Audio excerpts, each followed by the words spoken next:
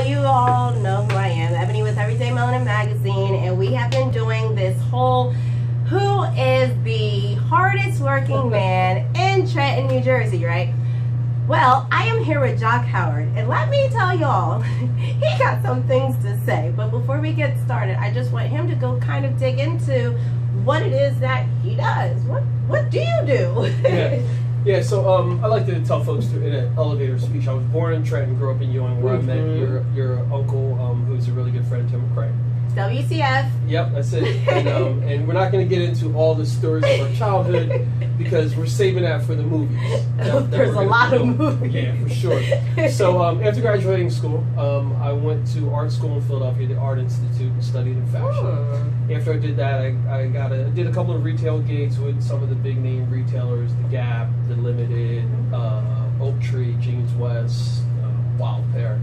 And then I took a position with Jones New York and worked at Jones New York for about 15 years. And after we stopped manufacturing clothes in the States, I said, what am I going to do with the rest of my life? Right. I did a couple of things in between then, but I ended up working at Merrill Lynch before it was acquired by Bank of America, and worked in finance. But then the financial crisis hit, and this was early, what? 2000s, yeah, that's what I thought. Or whatever. And during that time, I developed some health issues, and was like, yeah, my doctor took me out of work, and I turned my back on corporate America and tried my best to avoid it. Yeah. Anyway, going forward. And long story short, when I did that, I started really focusing my attention on the city of Trenton, where I was living with my wife and daughter, and realized that there was a lot of awesome things that were happening, and it was an opportunity for me to get in and to showcase what I was doing. I ended up serving on the board of the Isles organization, and went on to WIMG to talk about a program I was helping to run. And they said, hey, do you want to have a radio show or be a guest host? Wow. Yeah. So the door opened just like that. Yeah, no, literally. So big shout out to Vinny Stansberry and Maggie Gazzardo over at WIMG, because they were the ones who were like, yeah, come on in. And shortly after doing that, I started putting the videos and things up online, and a couple people hit me up and said, you might have something here. So I launched Trenton 365 as a brand. I guess it was in 2013-ish. And I'll make sure I give you guys all those handles after this. Blessings. There's plenty. He has a lot. And so after doing that, I just started really trying to figure out, how do I develop this independent brand? And it's not going to say it's been great.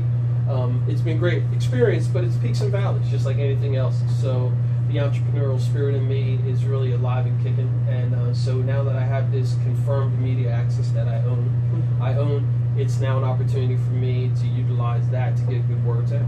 Wow. Now with all of that, because that's a lot, guys, he's doing a lot. I feel like you do a bit more with the community with getting the good word out. Tell me about that. Like, is it more of a promotional thing, or is it more of just speaking a good word or putting positivity back into the community?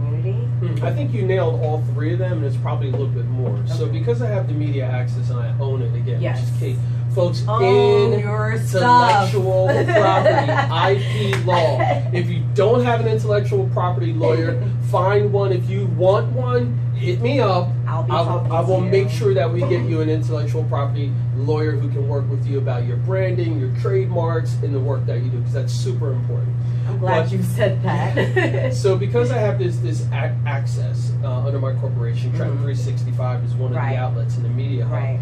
But it allows me to create projects like Library Boxes of Trenton, where I can create a project, find partners that believe in this, and then we have an already built-in media platform to distribute the information. My media platform now, I'm one of the top Google reviewers in the region. I have followers in over 70 countries.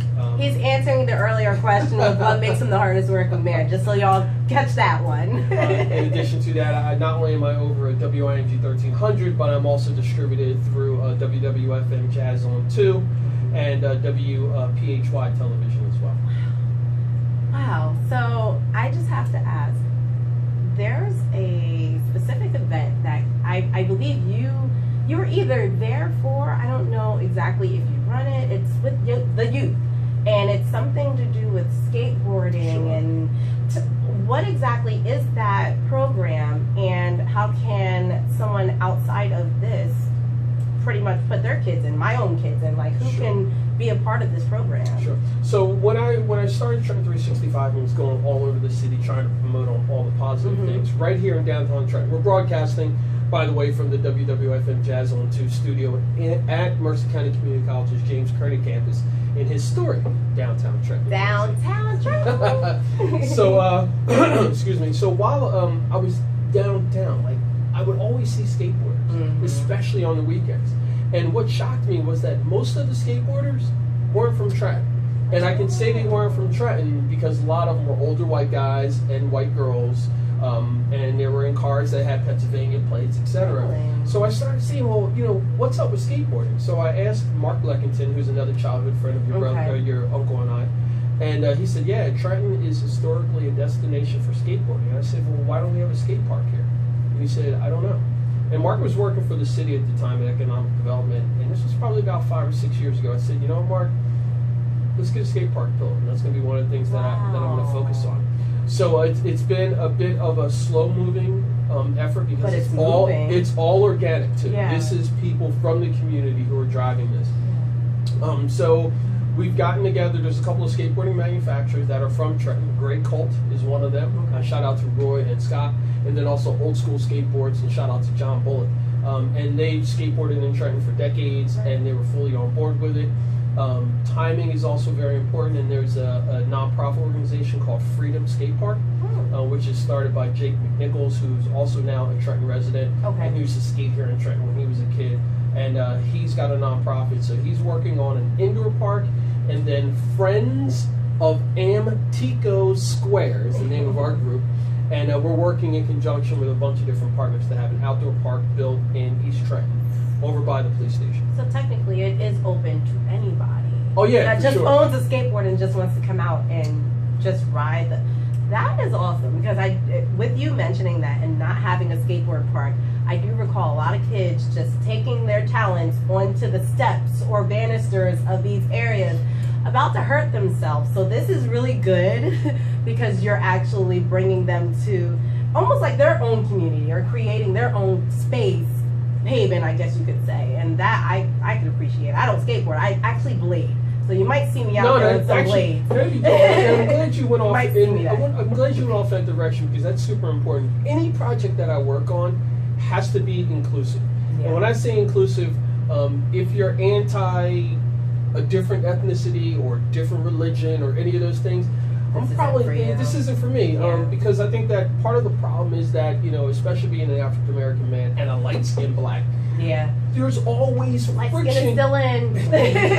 All skins in. All skins in. But we just got this thing where there's always people putting up boundaries and walls, and it drives me crazy that people of color and people who have been persecuted, not only blacks but Jews as well, and gays, are sometimes the ones that put up the biggest and thickest walls. To me, it just doesn't make any sense. No, you're absolutely right. So with that being said, and knowing that the park can be open to any and all, I'm going to pass on some people your way, and just maybe we can even start an event sooner than later, and you know, have just something running, because it sounds like it's a great thing that you're doing. Yeah, so regarding the events, beginning in May, all the way until the winter when the weather's not applicable, every Saturday morning from 10 a.m. to 12 noon, we meet at Sunnyvale Marine Park, which is located on 51 Fillmore Street in East Trenton. It's just off of North Clinton. It's in between Perry and Olden Avenue. And we have a